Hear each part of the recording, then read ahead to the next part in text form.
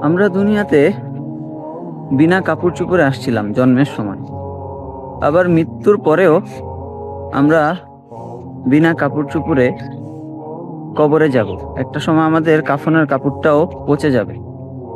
আমরা দুর্বল অবস্থায় দুনিয়াতে আসছিলাম, আবার মৃত্যুর পরে দুর্বল অবস্থায় কবরে যাব।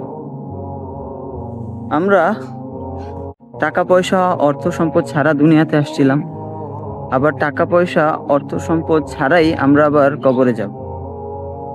আমাদের জীবনের প্রথম গোসলটা আমাদের অন্য কেউ করিয়ে দিয়েছিল।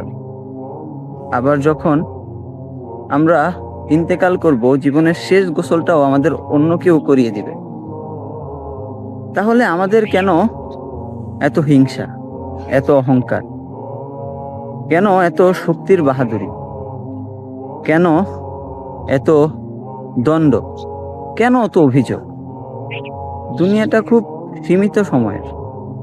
যতদিন দুনিয়াতে বেঁচে থাকবো, সময়কে কাজে লাগাতে হবে, মানুষের উপকার করতে হবে, নেক আমল করতে হবে। এই অল্প সময়ের মধ্যেই আমাদের আখিরাতকে গুছাইতে হবে।